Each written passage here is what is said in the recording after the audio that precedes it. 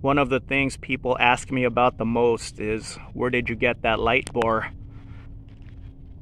This is an ORW Baja Eliminator light bar. I got it for my last van 12 years ago, and unfortunately they're discontinued, but I have some good news for you guys. The universe works in mysterious ways. So check this out. This van was recommended to me on YouTube last week, and look what it has on it. ORW front light bar. This was uploaded 3 years ago, and it was recommended to me recently. I want this to be the best lifted van channel on YouTube. I don't just feature 92 to 2014 Econolines. Sometimes I'll feature an old body style. Look at this thing. It's a lifted Honda Odyssey. This thing is nice. Yeah, man. I like all lifted vans. You never see a lifted minivan. This looks good. A really good job. Really clean van. So there it is right there. 2-inch Ford Parts 1 spacer lift.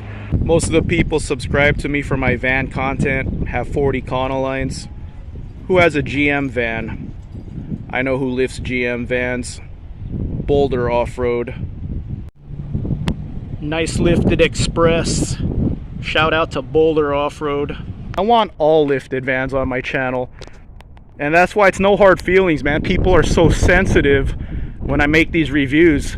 I don't care what you buy. I have I have two U-joint lifted friends. My friend Michael in Orange County and Gen X Van Life, two U-joint friends.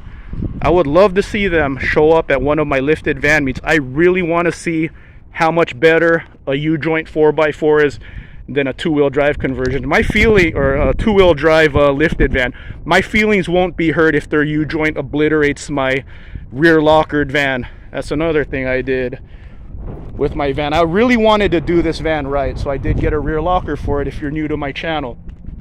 But yeah, I'm not a vendor. I'm just a guy that really likes lifted and four-wheel drive vans.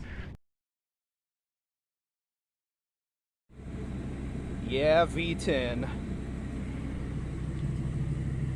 Yeah, V10. Some lifted van hype for you guys. Not bad. Even next to a F650. Subscribe for more lifted van content. Shout out to Matthew. I know he appreciates these U-Haul side-by-sides. Chocolate man in a van. If you stick with the Ford Econoline platform and you end up lifting your Ford Econoline van, I would love to see lifted van content from you, man. There's just not enough lifted van content on YouTube. The van in the thumbnail, that's Matthew's van. He just got an Action Van suspension lift kit installed in his van. He got it shipped to Michigan.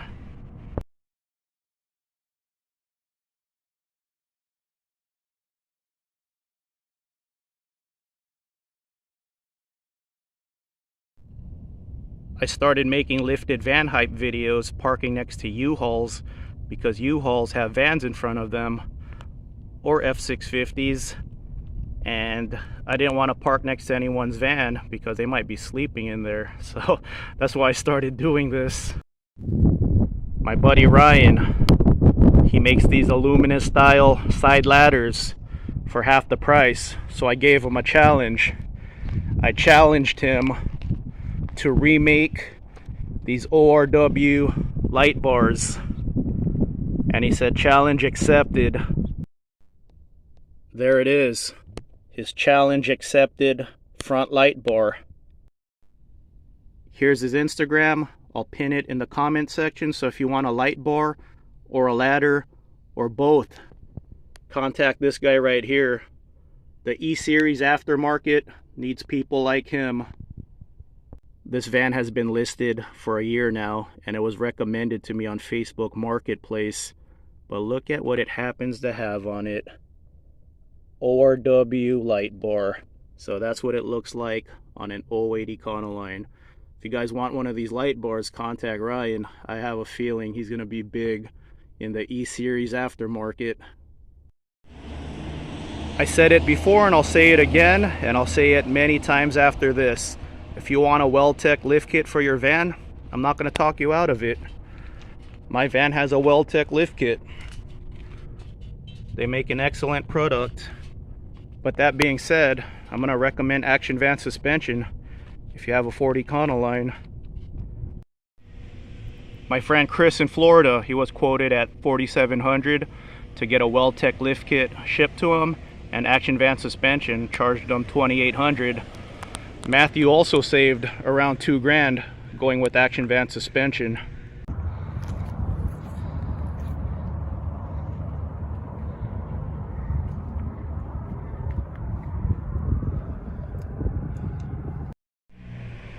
There's an interesting phenomenon going on right now. A bunch of people rolling in stock height vans with no lift kits are giving lift kit advice.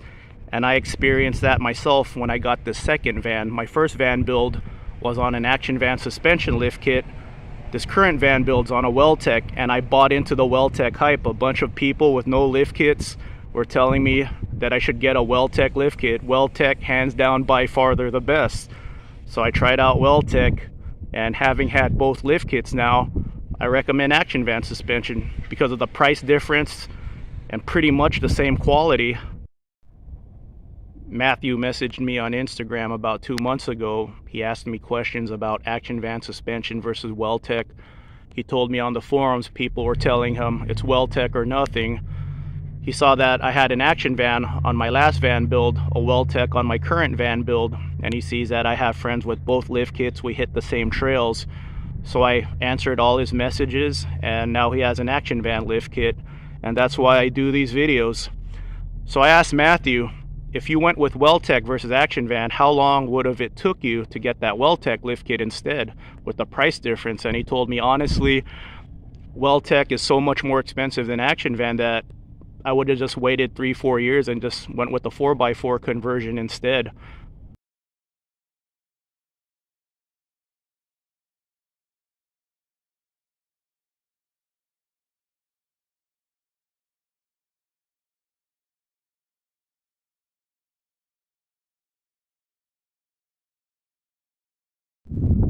So Ryan, the ladder light bar fabricator, he was sitting on a 4-wheel drive conversion project for his Econoline for the last 3 or 4 years. And then he saw all my videos, sees all the fun we're having with lifted 2-wheel drives. Now he's going to get an Action Van Suspension lift kit for his van. He's tired of sitting on the sidelines. Another friend of mine, Jose, he wants a 4-wheel drive conversion also. But he's also thinking, well, Ryan's not thinking he's going to get a lift kit. But Jose's thinking about getting an Action Van Suspension lift, trying it out, seeing if he likes a 2-wheel drive lifted van. And I told him, you never know, 2-wheel drive might be enough for you. I mean, all our dreams, all of us would love a 4-wheel drive conversion. But for some of us, 2-wheel drive lifted is good enough. It's good enough for me. And I told him if he decides that he wants a 4-wheel drive conversion, he could pull the Action Van lift off his van and get like 60% of what it's worth. So if he gets the 2089 kit, he could get $1,200 for it if he decides to pull it off and sell it on Facebook Marketplace or message boards. So that's what it's all about. Stop sitting on the sidelines. If you love your van and you love the look of a 4-wheel drive van, lifted 2-wheel drive van. It's the fraction of the cost of a 4-wheel drive conversion. Okay, now that we got business out of the way, let's talk about life. Prior to June 4th, I was unemployed for about 2 months, and I was uploading a new video almost every day. And I even questioned myself. I was asking myself, am I uploading too much? People are going to get viewer fatigue. But I know a couple of you really liked the everyday uploads, but for the casual viewer, I was wondering if I was just burning them out on my content. And I kind of got confirmation on that. Someone left me a comment that, you know, that wasn't nothing bad. They told me they like my channel, but I regurgitate the same topic over and over again. So that was pretty much my cue to slow it down a little bit, which I had every intention to. So here's the plan. This is your standard 1080p widescreen resolution. So in life, you have to analyze yourself and you have to be honest with yourself. And when I study the lifted van channels that are successful, which is pretty much just two channels, U-Joint and Weldtech, I ask myself, what does U-Joint and Weldtech do a lot better than me? Their video quality is on point, their editing is on point. Then I ask myself, what do I do differently than U-Joint and Weldtech? Why do people watch me? So a lot of people watch me because I'm not a vendor. Here's the difference between me and U-Joint and me and Weldtech.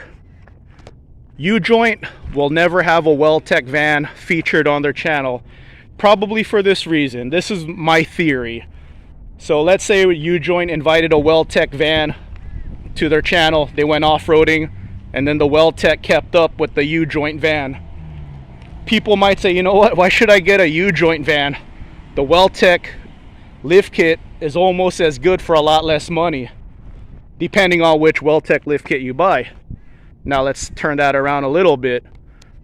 Weldtech, they won't have a U-Joint van on their channel. Correct me if I'm wrong. If these channels have featured the competition's van in a positive way on their channel, let me know. You know, I would like to be corrected, but my theory on Weldtech not having a U-Joint van on their channel is this.